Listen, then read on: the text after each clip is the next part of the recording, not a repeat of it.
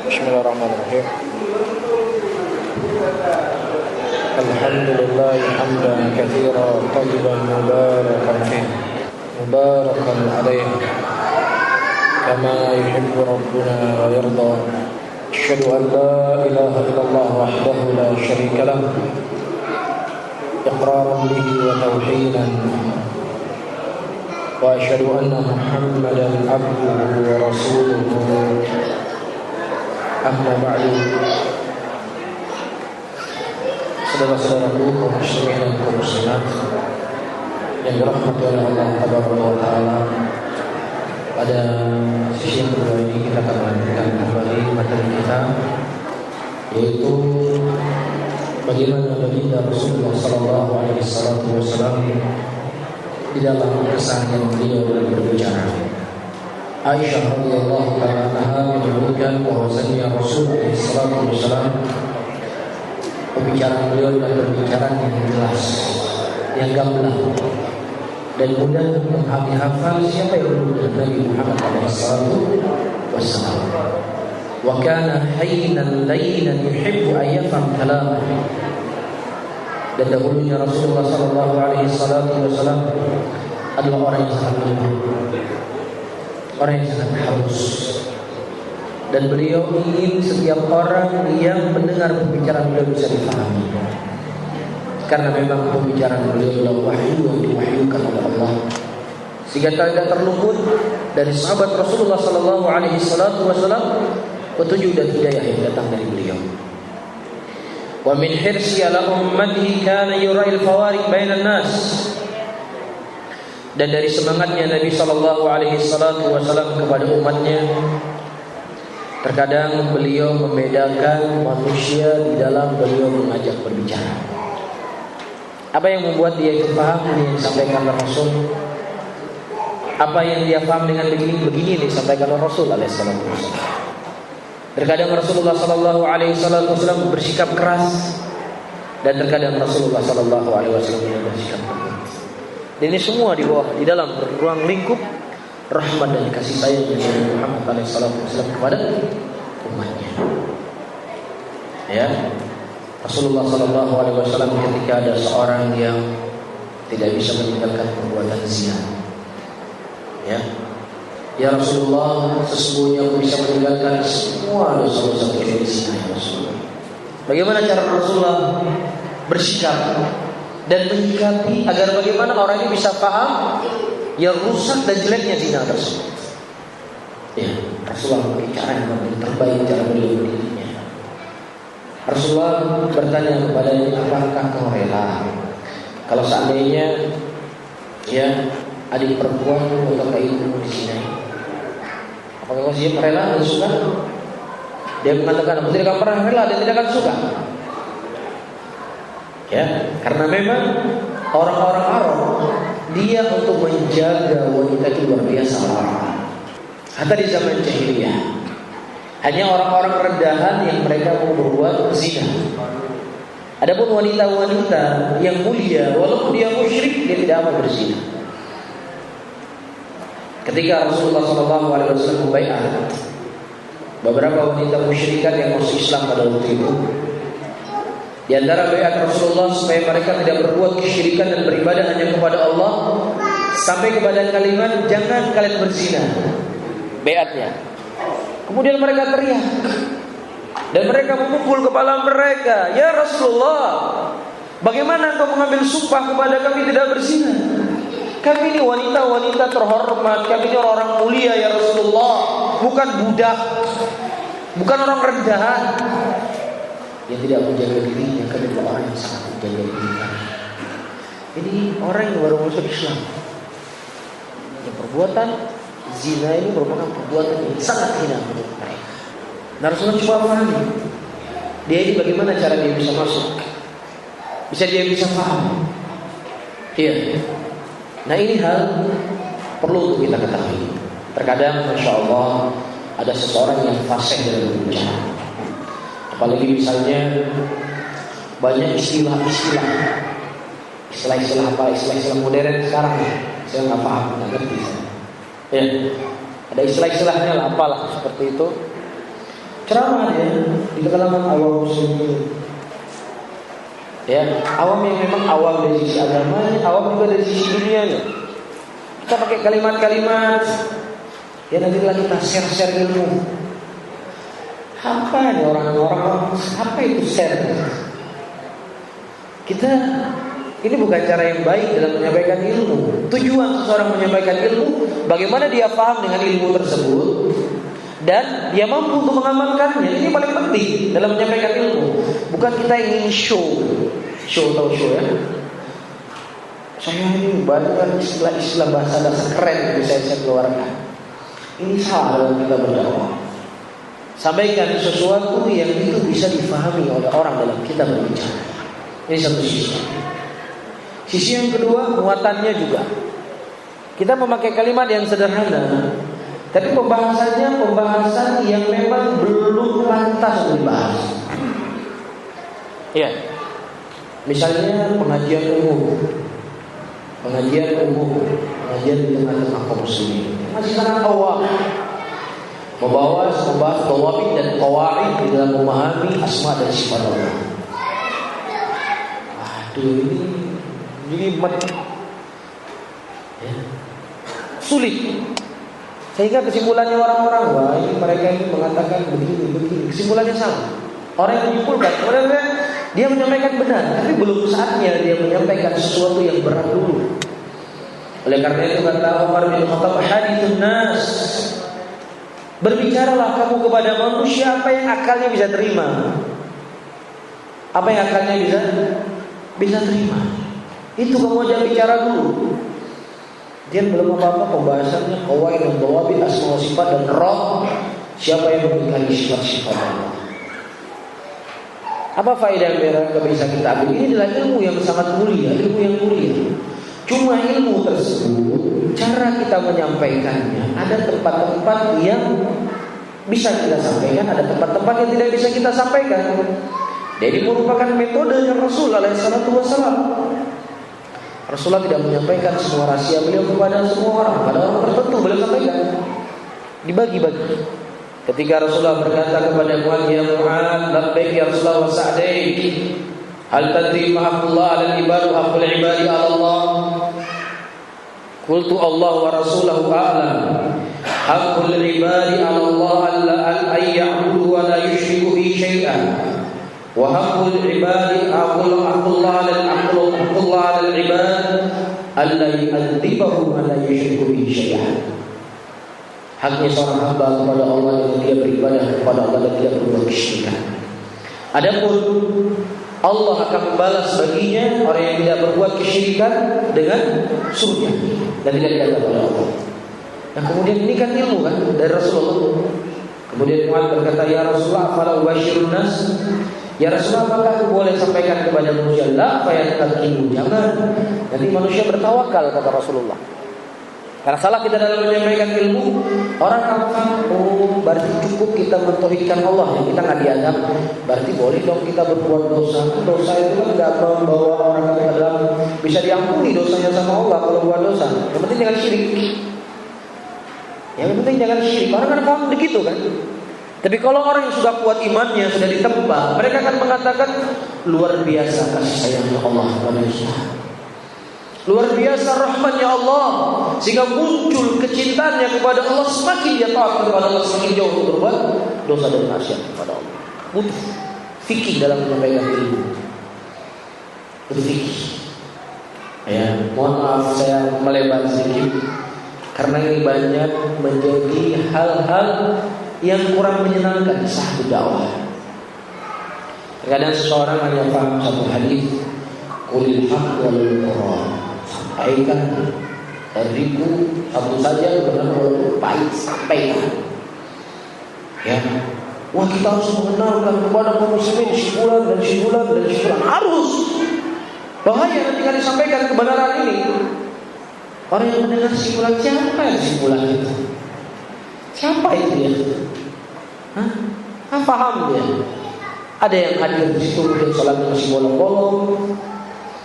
Ada yang hadir di situ mungkin belum tahu bagaimana baca Al-Fatihah yang benar. Ada yang hadir itu mungkin masih suka kedukun. Ya.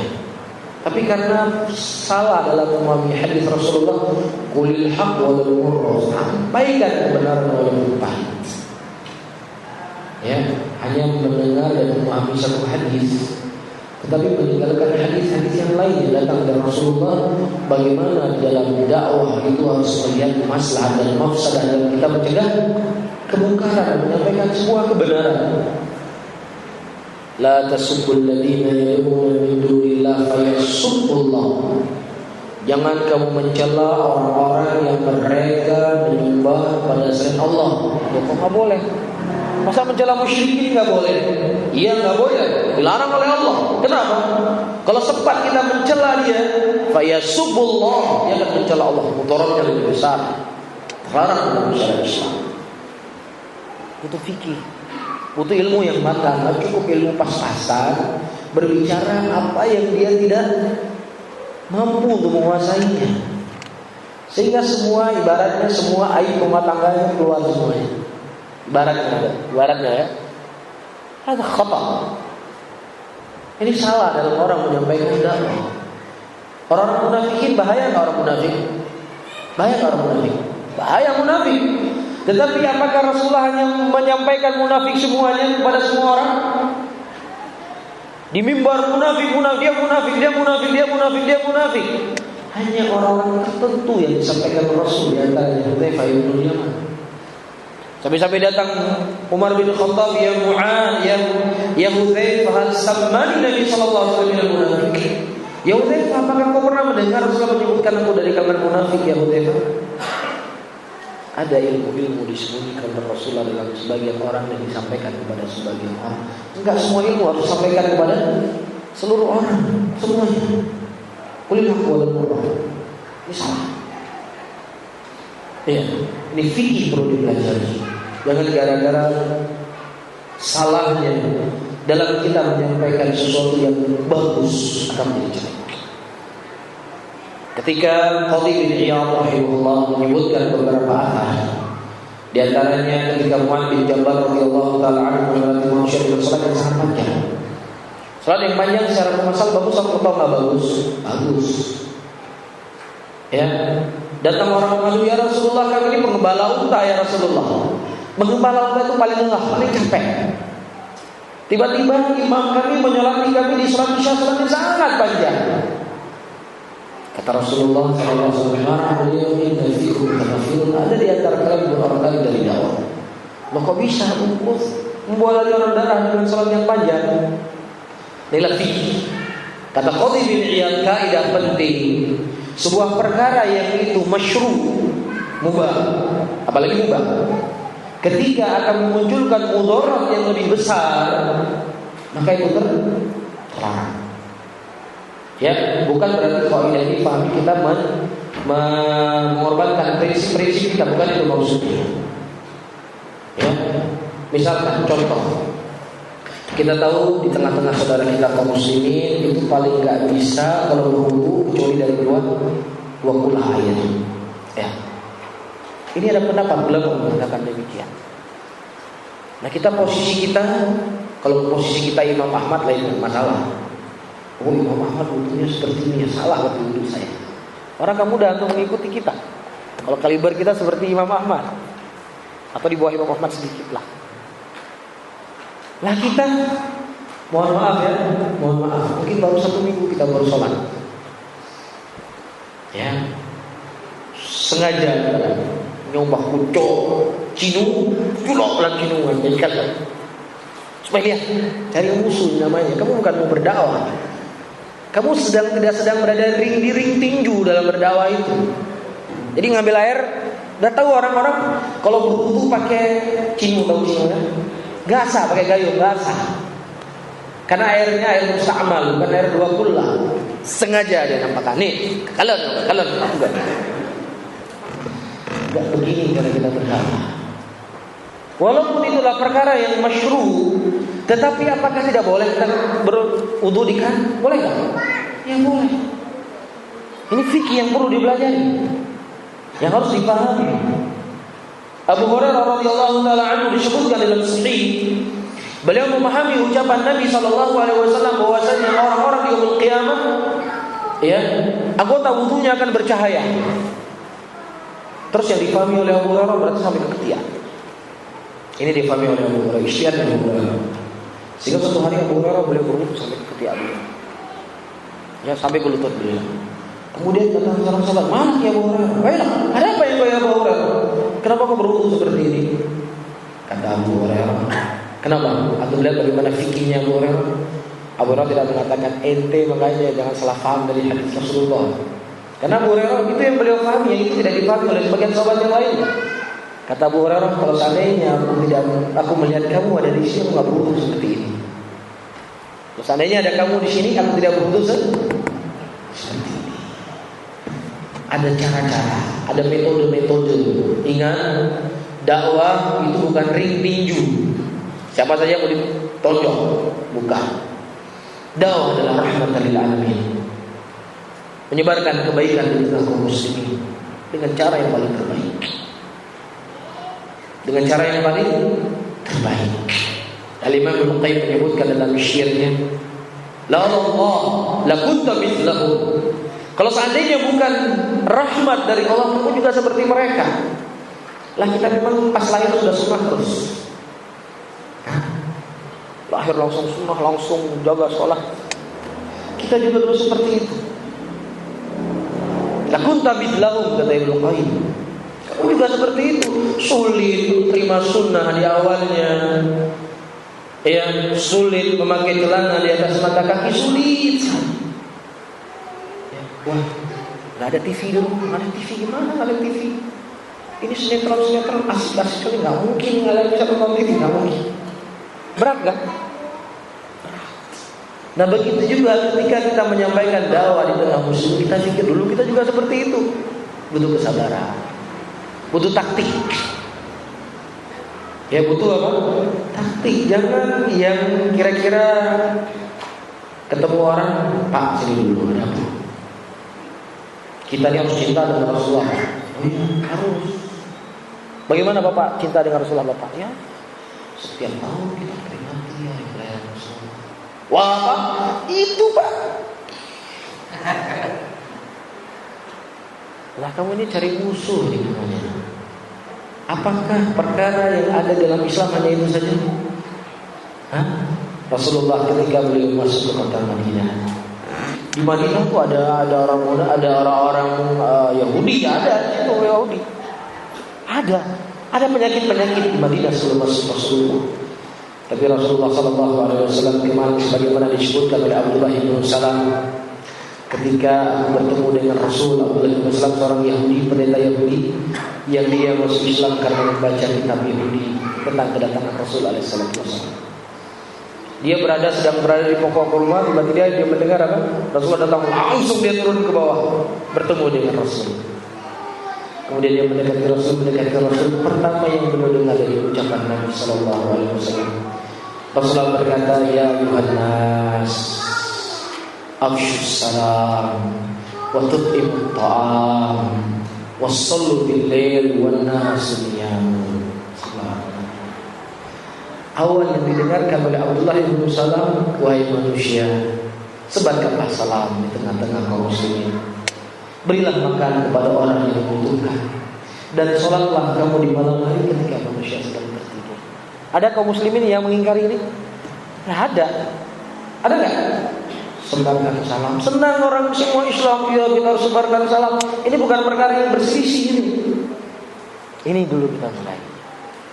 Wa tut'imut ta'am, karena orang muslim hari ini, saudara-saudara kita kaum muslimin, orang yang paling baik di mata mereka orang yang suka sedekah. Orang yang suka kasih makan sama orang. Ini orang yang paling baik di mata kaum muslimin. Kaum muslimin nggak lihat ada berapa ribu hadis kamu hafal, nggak dilihat sama mereka. Lihat bagaimana kamu berinteraksi, berakhlak, beri makan kepada orang bapak itu, masya Allah. Beliau setiap hari menjaga orang miskin di rumahnya, undang anak yatim. Ini kan? Dan ini Rasulullah SAW sampaikan. Wa tut'imut ta'am, berikanlah makanan. Wa shollu bil-lail, dan salatlah kamu di malam hari ketika manusia sedang tertidur. Rasulullah nggak masuk ke Madinah hati-hati sama Yahudi, hati-hati. hati sama fulan. Enggak. Rasulullah sampaikan apa yang membuat orang semua terima. Kita syarah kepada sampaikan kemuliaan mengucapkan salam, ya kan? Banyak kan perkara agama. Oh ya Pak, hari-hari ini orang salah sampaikan salam Pak. Masa sampaikan salam sama orang yang dia kenal saja? Orang kenal dia enggak salah. Padahal Rasulullah mengatakan taqrus salam ala man arafta wa man lam. Oh iya ya. Memang begitu, salah berarti ya. Terima dia. Akhirnya dia senang sama kita. Mulai kita masuk sedikit. Ini namanya dakwah. Kalau tadi orang ring tinju itu. Ya, jadi setiap bertemu orang cari yang berselisihnya. Apa yang mau disampaikan? A, B, C, D. Hanya berputar pada itu saja. Seakan-akan agama itu hanya 4 ini saja. Ini salah malah. Bukan berarti kita tidak mengingkari. Kita akan mengingkari cuma dengan cara yang terbaik. Bagaimana saudara kita kaum muslimin bisa menerima. Ya, di Banda Aceh saya sering banyak mendengar orang-orang. Ya, alhamdulillah kita punya radio siar tauhid Aceh. Ya, saya cerita kadang-kadang saya suka kali sama radio, senang. Cuma satu saya belum tak terima. Masa nggak boleh kita buat peduli lagi Rasulullah? Satu itu aja. Dan tidak sedikit saya mendengar ada lagi orang yang pengajian bagus pengajiannya. Ya, siapa saja dari Ustaz Al-Sunnah bagus pengajiannya. Ya kan setiap imam itu kan kalau ngomong rapatkan soft. Itu kenapa ya di pondok-pondok itu nggak ada rapatkan soft. Padahal disuruh rapat. Di sini saya lihat rapat-rapat softnya bagus. Ya, tapi satu yang belum saya bisa terima. Sabar dulu kita. Sabar dulu. Ya, alhamdulillah dia sudah menerima sunnah sedikit demi sedikit. Walaupun terkadang kita nggak menyampaikan, dia tahu sendiri ini orang nggak boleh ini. Tapi kalau di awalnya itu, di tengahnya itu, di akhirnya juga itu, kapan kita akan bisa mengajak saudara kita ke muslim?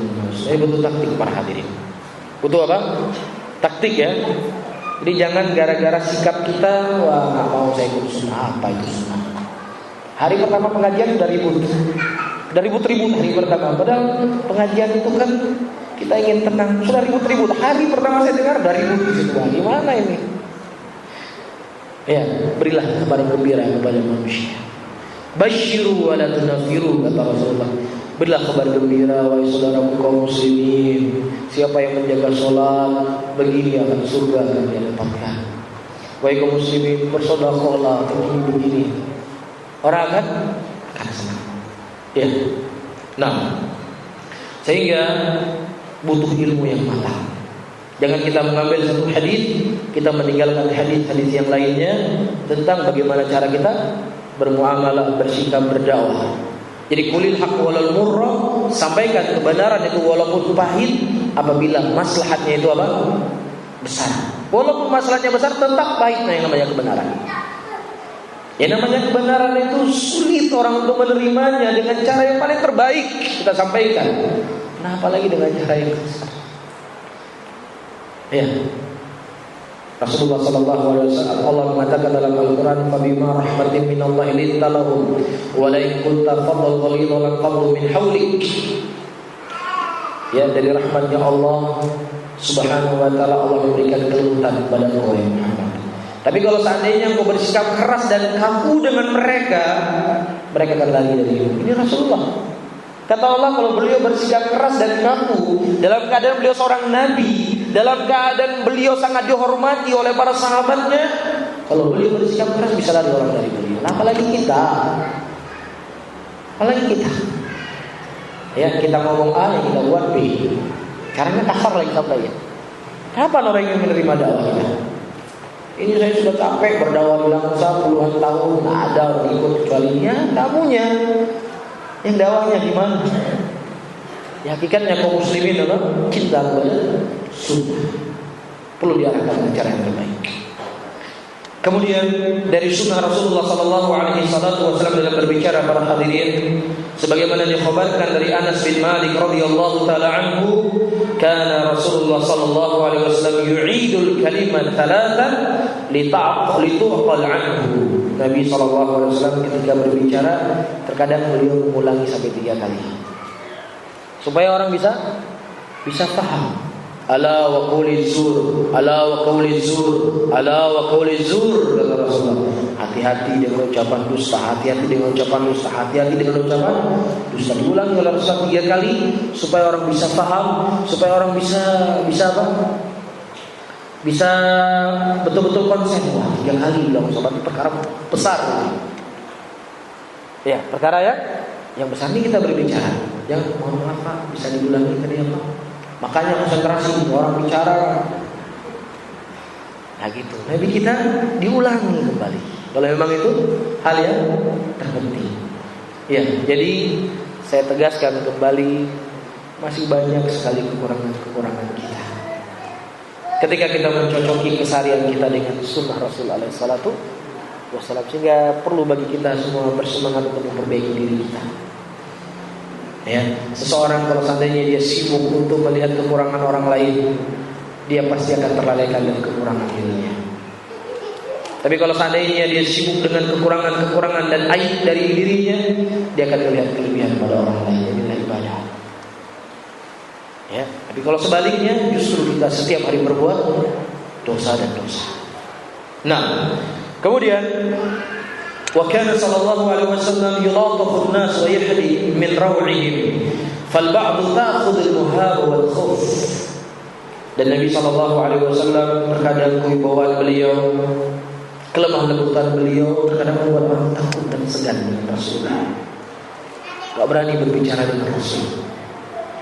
Maka diceritakan oleh Abdullah bin Mas'ud radhiyallahu taala anhu, sebagaimana dikeluarkan hadis dari Ibnu Majah radhiyallahu taala anhu, datang seorang laki-laki berbicara kepada Rasul ketika dia mulai sudah gemetarannya. Ya, Rasulullah mengatakan, lihat nih hebat saya, gemetar dia sama saya. Cerita lagi, wah dia tuh ketemu saya, dia. Rasul kita nggak demikian. Rasul kita beliau berkata, hawil alaik, tenang ya saudara, tenang. Enggak perlu engkau gemetar, enggak perlu engkau apa bahasa lainnya? Rugi.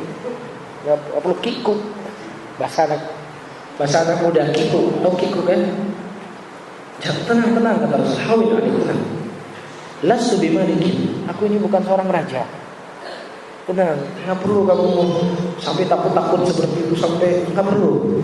Tenang, aku bukan raja. Innama ana ibnu imra'atin anta bulu qadid. Saya ini hanya anak seorang yang perempuan yang juga makan kurma, makan roti seperti kamu juga makan. Tenang, nggak perlu apa. Jadi dari sunnah Nabi kita alaihissalatu wassalam, bukan justru lihat, wah ini kayaknya ketakutan dia sama saya, semakin saya cinta dia, wah bisa saya suruh dia, wah bisa saya sikat dia, kesempatan karena ketakutan dengan saya. Tapi Nabi kita tidak demikian. Hawin alaih lastu bimalikin. Ya tenang, kamu pun bukan seorang raja, nggak perlu terlalu berlebihan. Ya, nggak perlu. Tenang, kata Rasul alaihi salatu wassalam. Ini cara beliau berbicara. Dan yang terakhir, yang paling terpenting, ibadah Nabi kita Muhammad alaihi salatu wassalam di rumah beliau. Beliau menghidupkan rumah beliau dengan ibadah, dengan zikir, dengan qiraatul Quran. Bahkan Rasulullah sallallahu alaihi wasallam berkata, la taj'alu buyutakum qabra. Jangan kalian jadikan rumah-rumah kalian seperti kuburan. Bagaimana menjadikan rumah seperti kuburan? Di rumah semua baca Al-Quran, nggak ada zikirnya, nggak ada sholatnya, karena di kuburan nggak ada zikir, nggak ada sholat, nggak ada doa di kuburan. Jangan kalian jadikan rumah kalian seperti kuburan, rumah yang sepi dari zikrullah. Rumah Rasulullah Sallallahu Alaihi Wasallam hidup dengan zikir, hidup dengan ibadah, ya, hidup dengan zikir bangun tidur, zikir ketika tidur, baca Al-Quran sebelum tidur. Kata Rasulullah, ya, apabila engkau beranjak ke tempat tidurmu, maka bacalah ayat kursi, maka sihir tidak akan mengganggumu sampai di pagi hari, kata Rasul alaihi salatu wassalam. Ya, ini perlu untuk kita belajar keseharian Rasulullah di rumahnya, min haitsu dzikir, dan dari sisi ibadah beliau. Jadi nggak perlu cara-cara yang lain. di dalam kita, keseharian kita, dalam zikir kita untuk membentengi rumah kita, membentengi rumah kita atau kendaraan kita. Jadi kaum muslimin dan kaum muslimat yang dirahmati oleh Allah, sunnah yang ada dalam agama ini semua sudah lengkap. Apa saja ada. Sesuatu yang terkadang terpikir oleh kita nggak ada dalam Islam. Terkadang ada sebagian saudara-saudara kita kaum muslimin kalau baru beli kendaraan, supaya kendaraannya terjaga, ada ritual-ritual tertentu. Ya, padahal kalau kita pelajari sunnah Rasulullah sudah ada diajarkan oleh Rasul. Sudah ada, dan lebih hebat lagi. Ya, Rasulullah kalau beli kendaraan menganjurkan kepada kita, kalau kita beli kendaraan, kita pegang kendaraan kita baca doa. Seperti doa orang yang memegang istrinya baru menikah. Allahumma inni as'aluka khairaha wa khaira ma jabalta alaihi wa a'udzubika min syarriha wa syarri ma jabalta alaihi. Mana yang lebih baik? Mana yang lebih kita pilih? Tuntunan Nabi kita alaihi salatu wasallam atau sesuatu yang menjadi kebiasaan masyarakat yang tujuannya sama tetapi hakikatnya belum tentu sama. Sama-sama ingin menjaga apa? Kendaraan supaya enggak dicuri, enggak kemalingan. Rasulullah berdoa, Allahumma inni as'aluka khairan. Ya Allah, sesungguhnya aku minta kepadamu kebaikan dari kendaraan ini dan kebaikan yang muncul dari kendaraan ini. Dan aku berlindung kepada Engkau ya Allah dari kejelekan yang ada dari kendaraan ini dan kejelekan yang muncul dari kendaraan ini. Bagus enggak? Hah? Jadi enggak perlu kita tempel-tempel daun-daun. Enggak perlu. Sudah ada dalam sunnah Nabi kita. Mana mau kita ikuti? Sunnah Nabi kita atau kebiasaan orang? Kebiasaan orang kan bisa benar bisa salah kan? Belum tentu betul kan? Sudah satu betul belum? Kita juga bisa pastikan salah 100%. Ya bisa benar bisa salah. Tapi sunnah Rasulullah udah pasti benar, nggak mungkin salah. Dan begitu jitu doanya Rasulullah, langsung sama Allah memintanya. Ya Allah, meminta kepadamu kebaikan dari kendaraan ini dan kebaikan yang muncul dari kendaraan ini. Aku berlindung kepada Engkau ya Allah dari kejelekan kendaraan dan kejelekan yang muncul dari kendaraan ini. Jadi semua sunnah Rasulullah sudah ada. Wah, ini kalau buat rumah kan juga harus ada ritual-ritual nanti supaya nggak ada masuk jin di rumah saya. Rasulullah sudah mengajarkan juga. Rumah yang dibaca surat Al-Baqarah itu rumahnya tidak diganggu oleh jin. Ya sudah ada. Jadi kita ingin ikut sunnah Rasulullah atau tidak? Ya, tentunya ikut sunnah Rasulullah. Ya, jadi ketika kita buat ritual yang seperti tadi, otomatis kita sudah meninggalkan sunnah Rasulullah. Ya kan? Sehingga tidaklah satu perkara yang dibuat yang menentang sunnah Rasulullah, pasti dia telah mematikan satu sunnah Rasulullah. Jadi para hadirin, maksud ingin saya sampaikan, apapun hadirin ingin buat, Ustaz saya mau buat ini, bagaimana yang baik? Nah, itu ditanya. Oh, ada sunnah Rasulullah seperti ini. Alhamdulillah. Apa saja ada? Apa kira-kira? Ada semuanya. Ini supaya bayi saya, ya ini kan bayi saya ini putih, ganteng. Nanti kalau datang orang-orang dibilang anak saya putih, kan anak saya bisa bahaya ini. Ada di masyarakat kita? Oh malah gak ada namanya putih. Bek kamu gak putih, kamu gak hitam kling, supaya nanti dia gak sakit. Iya. Padahal Rasulullah sudah mengajarkan. Ada orang mengatakan, anaknya ganteng sekali, putih, sehat. Ya alhamdulillah. Ibu coba katakan masya Allah. Oh masya Allah. Karena ini penyakit apa? Ain. Al-ain haq kata Rasulullah. Ini itu hak. Dan supaya kita dijauh dari ain, Rasulullah mengajarkan membaca apa? Masya Allah atau tabarakallah. Jadi nggak perlu saya nggak terima tamu melihat anak saya. Nanti anak saya putih, bilang dia putih, pucat anak saya putih.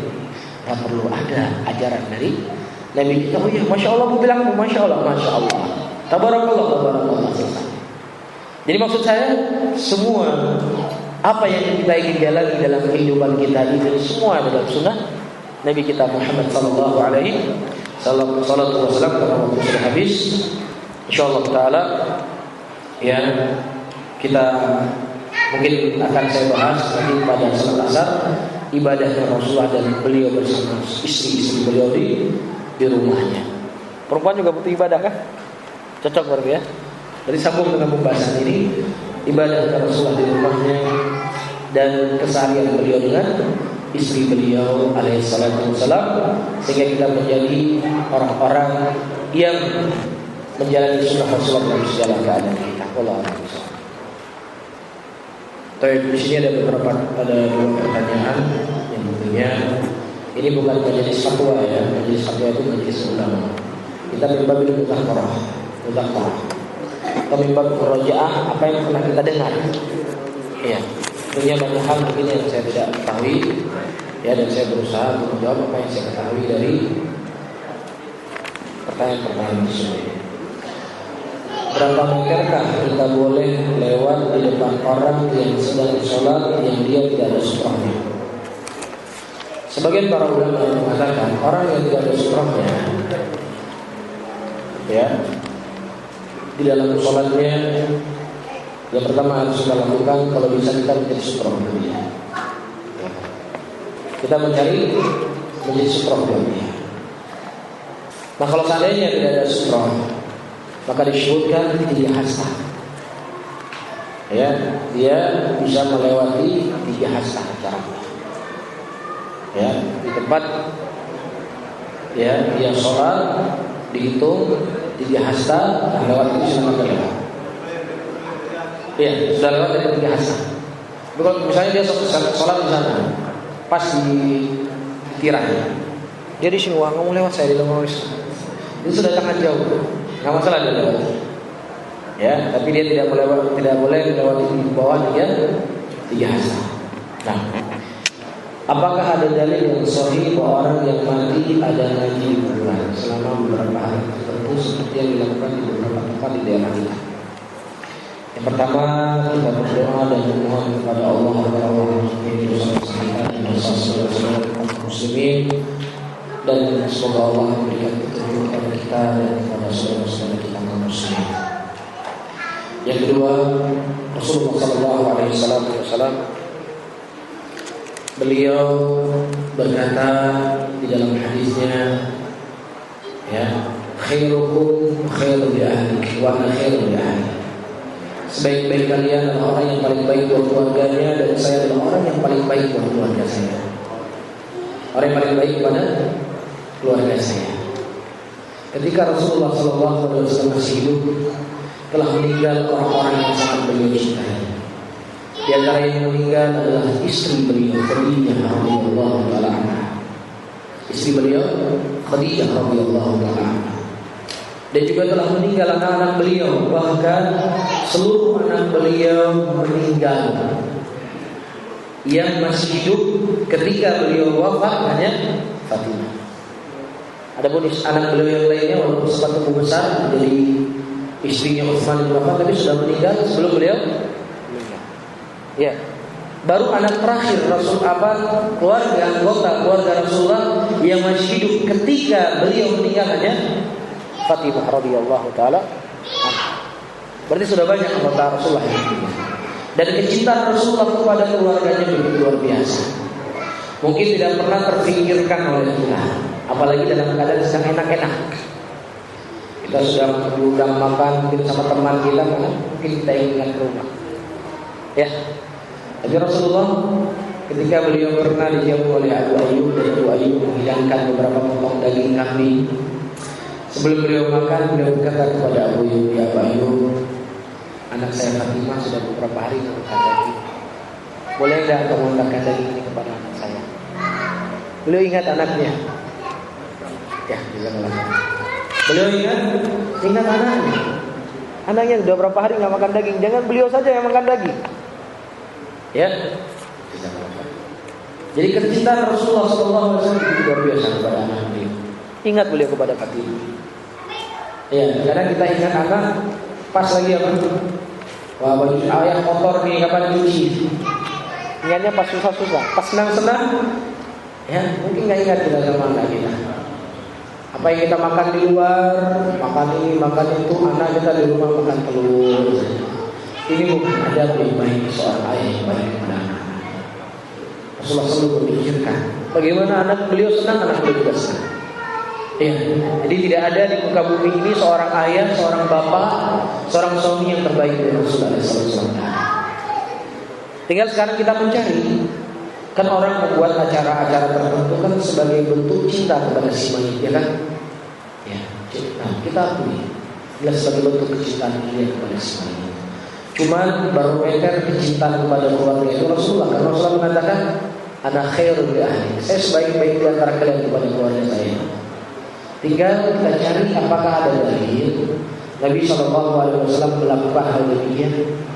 Kalau seandainya ada dalil, ya masalahnya kita mengamalkan, ya kan? Tapi kalau seandainya tidak ada dalil, nggak perlu kita amalkan sesuatu yang tidak ada dalil dari Rasulullah. Yang ada dalilnya saja capek sudah kita buat, belum mampu kita lakukan. Apalagi yang ada dalilnya. Yang ada sudah jelas-jelas ada dalil, sholat malam, sholat duha, sholat witir, masih sulit kita jaga. Sudah jelas. Nah, apalagi cari-cari belum jelas dalilnya. Ya. Nah, belum lagi para hadirin, terkadang di sebagian tempat, di tempat saya, mudah-mudahan di sini ada, di kampung saya di sini. Jadi itu sudah dijadikan paket. Jadi ada paket 3 hari, paket 7 hari. Ya, nanti ada plus rokok sama kopi. Ada yang gitu, ada ziyadah, ada tambahannya. Ada yang tambahannya lagi. Nah, kalau seandainya saudara meyakini inilah bagian dari agama dan bagian dari fardhu kifayah, kalau saudara meyakini itu fardhu kifayah, bukankah fardhu kifayah kita saling membantu? Kalau Anda meyakini itu fardhu kifayah. Tapi kalau saudara yang meyakini itu ya bukan fardhu kifayah, boleh Anda mengambil perlu hal yang kita ketahui. Ketika ada seorang meninggal, bapak meninggal, maka hartanya pertama kali untuk membayar hutangnya, untuk mengkafaninya, menjenazahnya itu, belikan kafan, menguburinya, ya. Itu. Yang kedua, kalau dia punya hutang, bayar hutang. Kalau ketiga, dia punya wasiat, diberikan wasiat, dia berwasiat untuk Allah. Yang keempat, sisanya menjadi harta warisan.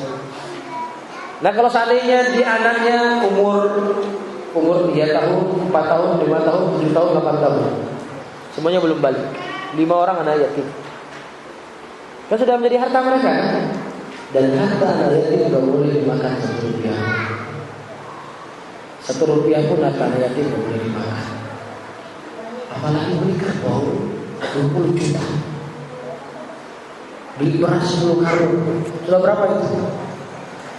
Sewa tenda lagi, beli kopi lagi, harta anak yatim 1 rupiah pun nggak boleh dimakan, tetap sudah kita keluarkan, muncul lagi gitu banyak. Nah, kalau seandainya itu fardhu kifayah, sudah kita saling bantu lah, jangan pakai harta anak yatim. Ya, saling bantu. Jelas ya. Jadi petunjuk yang datang dari Rasulullah SAW, setahu saya tidak terukirkan. Beliau melakukan demikian, tidak terukirkan. Wah, terus berarti kamu saja yang tahu, yang lain nggak tahu. Saya nggak mengatakan demikian. Mungkin saya tahu 1, yang beliau mungkin tahu 1000.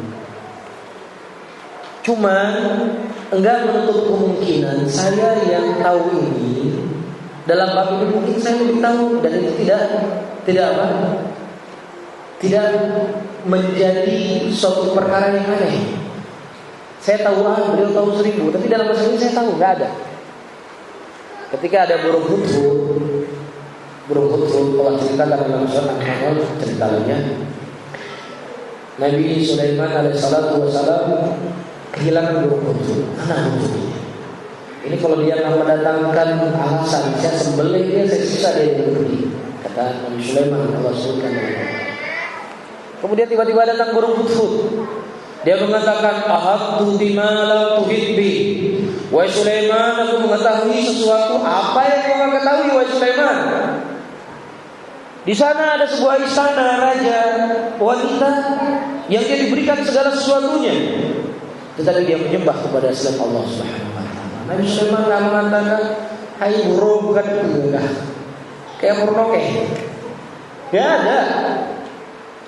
Terkadang ilmu tersebut bisa diketahui orang yang hina, seperti kita mungkin yang tidak diketahui oleh orang yang mulia. Iya. Nabi Sulaiman mengatakan, datangkan bukti. Kalau seandainya kamu jujur, nyatakan begitu. Yang kemudian Nabi Sulaiman bersurat, innahu min Sulaiman, innahu bismillahirrahmanirrahim. Ibnu Qayyim menyebutkan ada seorang guru bertanya kepada murid bertanya kepada gurunya, ya guru, bagaimana hukum tentang masalah ini?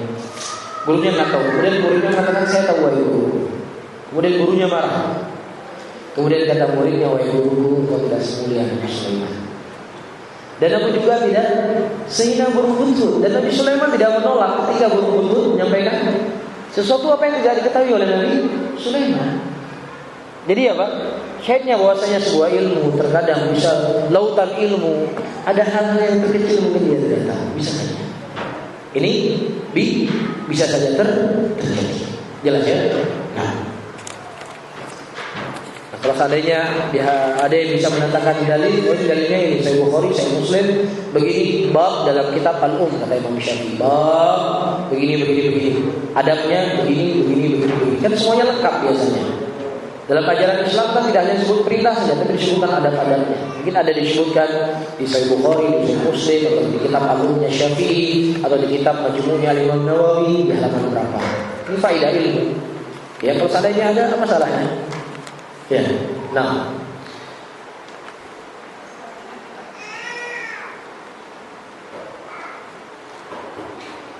Ustaz Afwan, ini pertanyaan di luar tema daurah. Bagaimana hukumnya jika ada anak yang menyusui kepada ibu kandungnya lebih dari masih 2 tahun, anak tersebut belum susah disapi, jazakallah khairan. Bagaimana hukumnya jika ada anak yang menyusui kepada ibu kandungnya lebih dari masih 2 tahun? Apa kira-kira asalnya? Saya ulangi. Afwan, ini pertanyaan di luar tema daurah. Bagaimana hukumnya jika ada anak yang menyusui kepada ibu kandungnya lebih dari, kemudian dia ada kosong, masih 2 tahun. Anak tersebut belum susah disapi.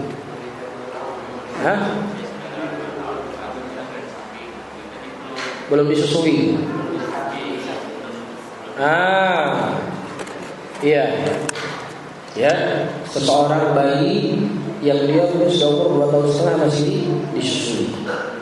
Ya, maka kalau memang seandainya susu itu masih keluar, tidak masalah, tetap disusui. Tetapi ini disebutkan 2 tahun adalah hukum daripada ukuran minimalnya. Ya, 2 tahun adalah ukuran minimalnya. Tapi kalau seandainya ibunya 1 tahun sudah disusui, ya ini sudah qadarullah, la yukallifullahu nafsan illa wus'aha. Lebih dari 2 tahun tidak masalah. Nah,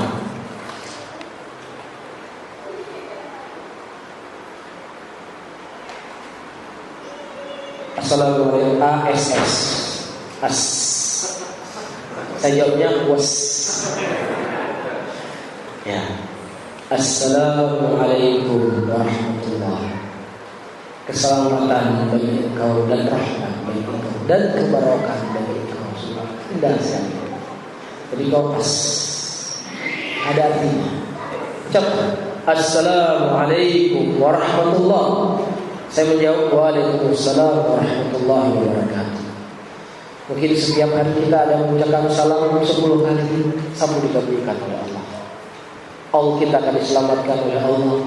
Kita akan diberikan rahmat oleh Allah. Kita akan diberkahi oleh Allah. Bagaimana indahnya hidup kita. Ya, bagaimana indahnya hidup kita. Ya, Assalamualaikum Waalaikumsalam warahmatullahi wabarakatuh. Allah selamatkan kita, Allah berkahi kita, Allah berikan rahmat kepada kita. Hidup kita akan terjaga. Ini pentingnya untuk salam. Ya. Begitu mulianya akhlak Rasulullah SAW. Apa yang SAW? Para hadirin, jangan pelit-pelit berselawat kepada Rasul. Ini kita baru membahas hari ini apa? Cinta kepada Rasul. Walaupun kita tidak menjelaskan, tapi kita sudah paham. Bentuk cinta kita kepada Rasulullah dengan kita banyak berselawat kepada Rasulullah sallallahu alaihi wasallam. Allah saja berselawat kepada Rasul. Innallaha wa malaikatahu yusholluna 'alan nabi. Ya ayyuhalladzina amanu shallu 'alaihi wa sallimu taslima. Sesungguhnya Allah dan para malaikat berselawat kepada Rasulullah. Wahai orang yang beriman, berselawatlah kepada Rasulullah sallallahu alaihi wasallam. Disebutkan dalam sebuah hadis, dengan seseorang mengangkat kedua tangannya, dia berkata, Allahumma salli ala nabiyyikal karim Muhammadin wa ala alihi wa ashabihi, yang selawat yang lainnya, maka sudah cukup baginya, Allah akan menyelamatkan dia dari nerakanya Allah Subhanahu wa taala. Ya, bersalawat kepada Rasulullah ibadah yang sangat mulia. Terkhusus datang hadis yang sahih di hari Jumat untuk kita memperbanyak berselawat kepada Rasulullah SAW. Ya, wah Ustaz, nanti kalau saya tulis SAW lembaran kertasnya kan bisa berkurang satu baris. Atau dakwah pulpen saya bisa cepat habis. Nah, apalagi SMS Ustaz, kalau pakai SAW bisa 2 karakter, SMS 250 jadi 500. Waduh. Begitu pelitkah kita kepada Rasulullah yang begitu luar biasa berjuang kepada tubuh kita agar bagaimana Islam disampaikan kepada kita. Tulis sallallahu alaihi wa ala alihi wasallam atau minimal sallallahu alaihi wasallam. Sallallahu alaihi Rasulullah. Tulis. Jangan SAW. Para ulama di antaranya Imam Nawawi mengatakan makruh menulis SAW, SWT, AS. Makruh bagi para ulama Islam. Ya, di antaranya Imam, kita tulis soal, insya Allah kalau ustaznya tahu dapat ilmu. Kalau ustaznya nggak tahu, alhamdulillah dapat salah selawat sallallahu alaihi wasallam. Ya.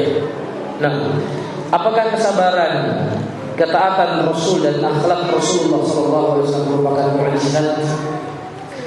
Wallahu taala a'lam bis-shawab.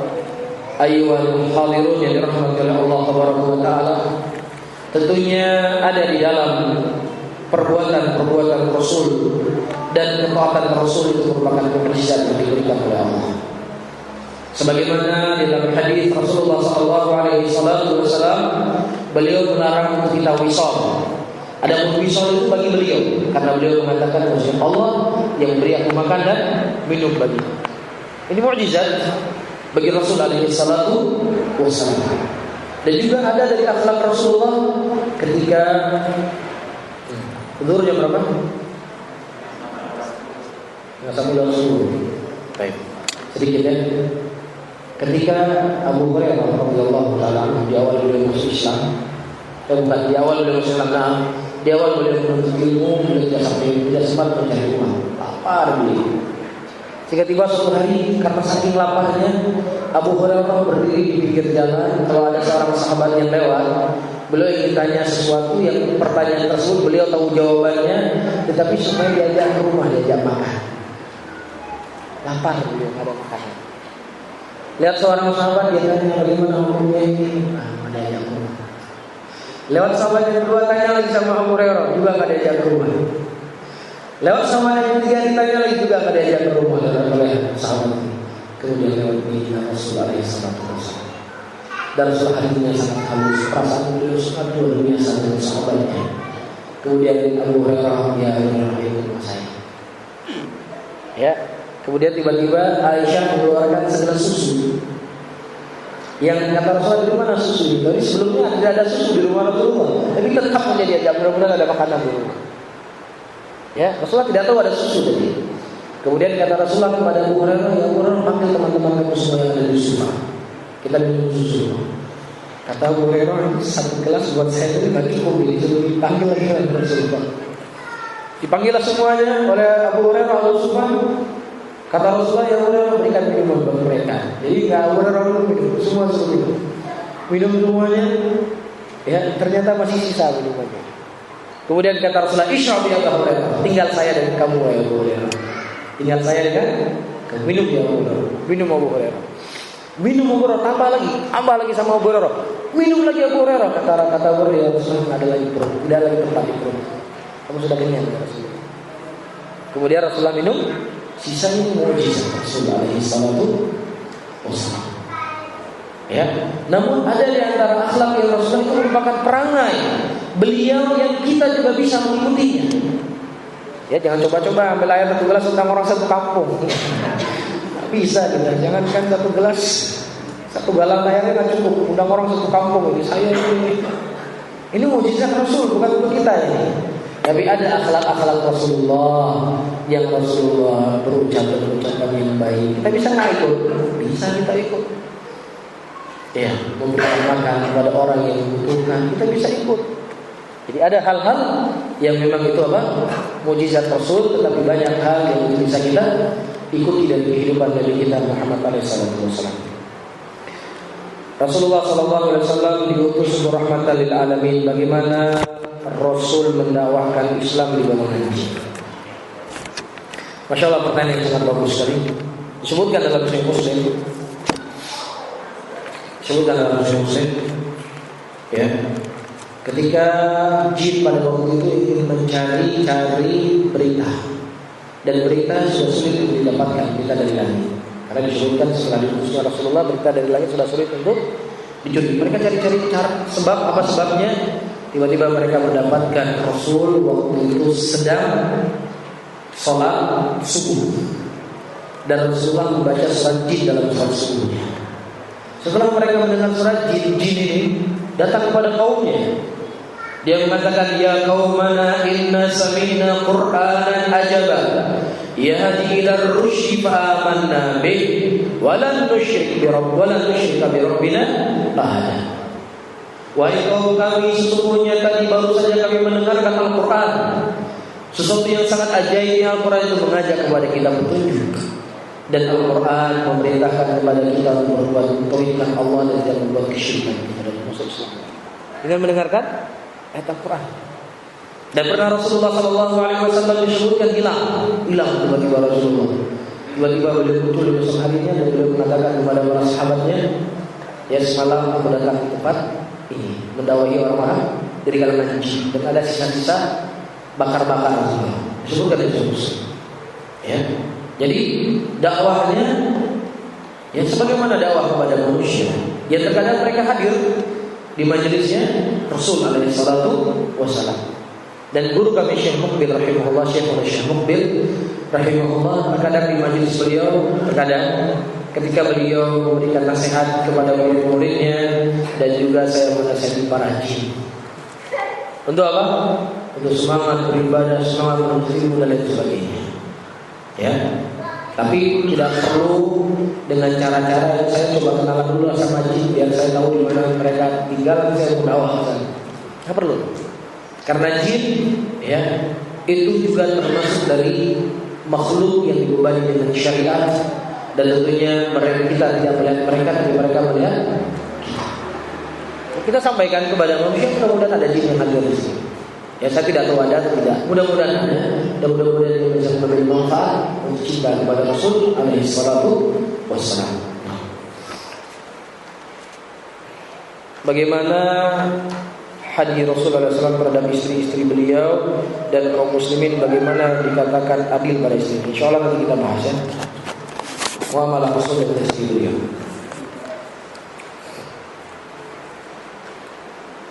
Terus Ustaz, semoga Allah selalu menjaga. Kadang anak-anak bertanya kepada saya bahwa niat itu di dalam hati. Ya karena saya sudah buka kitab, tidak ada penjelasan bagaimana niat dalam hati itu. Bagaimana lafaz niat dalam hati itu ketika dalam sholat agar anak-anak tidak pusing dengan penjelasan saya. Ada penjelasan dari sebagian buku yang anak baca bahwa bacaan di dalam sholat harus diniatkan lebih dahulu. Bagaimana menurut pandangan Ustadz agar misal kami bisa hilang? Nah, para hadirin yang dirahmati oleh Allah, niat itu di dalam hati. Ini yang kita sepakati. Ya. Dan tidak dijelaskan atau datang dalil dari Rasulullah niat di dalam hati, nanti dalam hati kamu baca ini tidak ada. Enggak ada. Cukup seseorang ketika dia ingin melaksanakan sholat, dia berwudu. Kenapa kamu ingin berwudu? Saya ingin sholat. Maka sudah ada niat di dalam hatinya. Ya, dan Rasulullah mengatakan innamal a'malu binniyat, sesungguhnya amalan tersebut ba di sini adalah ba al-musahabah. Bahwasanya amalan tersebut akan disertai selalu dengan niat.